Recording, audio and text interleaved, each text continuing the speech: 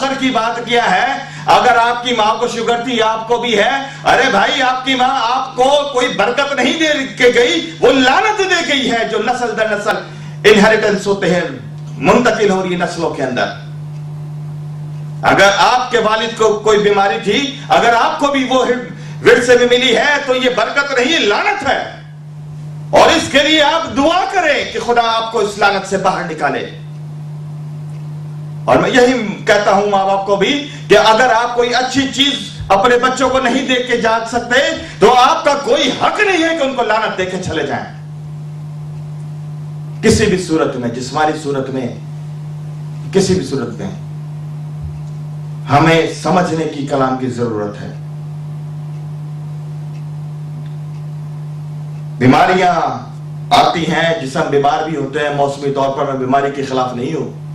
आप बहुत ज्यादा काम करें, स्ट्रेस होकर जिसम थक भी जाता है, जिसम कमजोर है, उम्र के साथ कमजोरी में भी हो जाता है। लेकिन जो विरासत में जो आपको बीमारियां मिलती हैं गिफ्ट की सूरत में, हम उसे कबूल कर कर हम कहते हैं कि ये ब्लेसिंग से, ये ब्लेसिंग से लानत है। इससे हमें बाहर आना चाहिए और हमें खुदावंद के कलाम में से सीखने की जरूरत है। एक और बड़ा खूबसूरत बात मैं खुदावंद के कलाम की आपके सामने रखना चाहता हूं, और वो बात ये है, दूसरा सलातीन, सेकंड किंग चैप्टर 8 वर्स 16, 17, 18। दूसरा सलातीन 8वां बाब 16वीं, 17वीं और 18वीं आयत खुदावंद के कलाम में देखिए क्या लिखा है। और लिखा है, और शाह इस्राइल अखीयब के बेटे योराम के 5वें साल, जब यहूदा का बादशाह था, शाह यहूसफत का बेटा यहूराम सल्तनत करने लगा।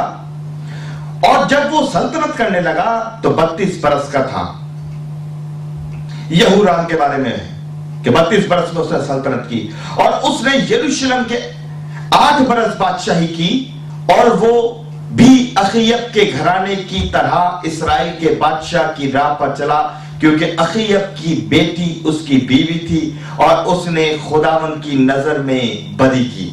और ये जो हवाला है आप जरूर पढ़िएगा, यहां पर एक शख्स का जिक्र है, यहूराम, जो लानत से बाहर था, जो बिल्कुल लानती नहीं था, उसकी फैमिली पर कोई कर्ज नहीं था।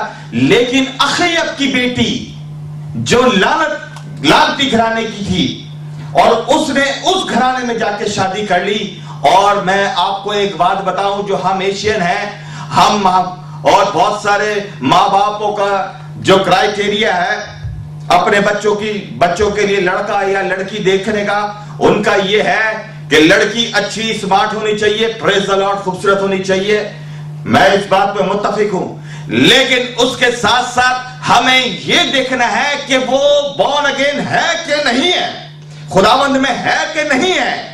लड़का ढूंढेंगे, लड़का क्या करता है जी, लड़का दुबई विच है, अच्छा जी दुबई विच कर दो वो शादी।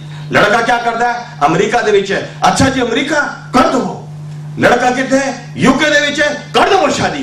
अरे भाई क्या करता है अमेरिका में, क्या करता है यूके में, चरस पीता है, शराब पीता है, क्या करता है। सिर्फ शादी दो जिस्मों का मिलाप नहीं, दो खानदानों का मिलाप है। लड़की सिर्फ जहेज घर में नहीं लेकर आती, बल्कि लानत और बरकत भी लेकर आती है। जब लड़का किसी घर में मिलता है तो अपने साथ अपने घराने की लानतें या बरकतों को लेकर जाता है। और मैं जो खुदावंद के कलाम को देख रहे हैं और सुन रहे हैं, मैं आपको एक बात बताऊं, उन सारे जोड़ों के लिए मैं एक मशवरा देता हूं जो शादी करने को है या शादी के प्रोसेस के अंदर है।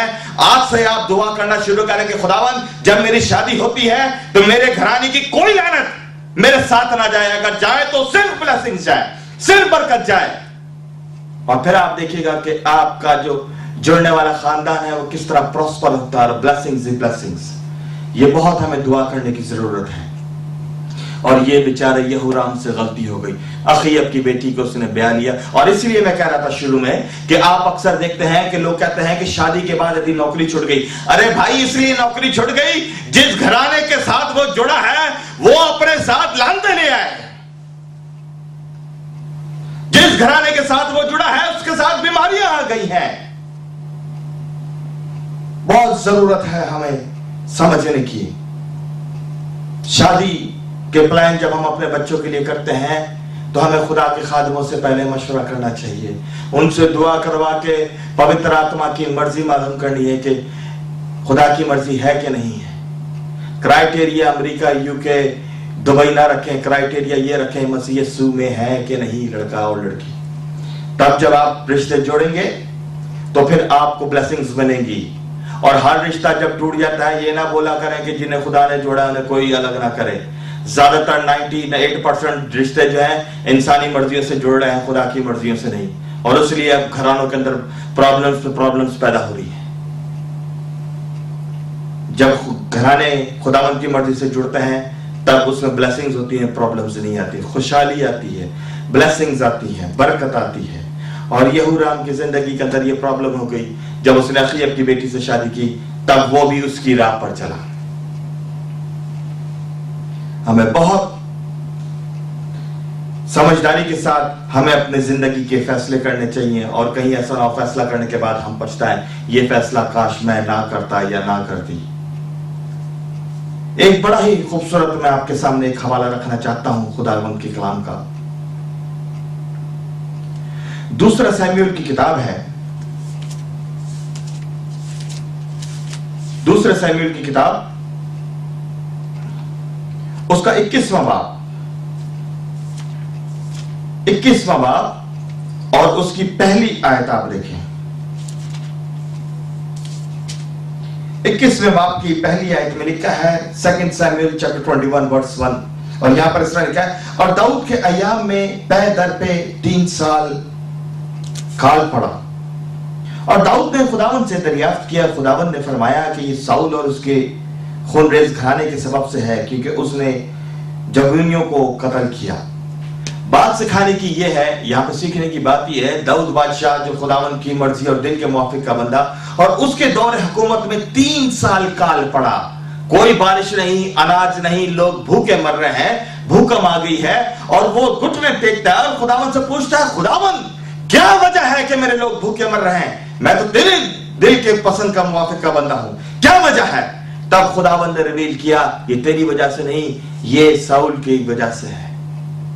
अगर घर आने में प्रॉब्लम आ रही है, अगर आप प्रॉब्लम्स फेस कर रहे हैं, बीमारियां आपके घर से नहीं निकल रही हैं, तंगी आपके घर में आ रही है, आपकी सेविंग नहीं हो रही है, तो फिर आप खुदा से पूछें कि खुदावंद क्या वजह है।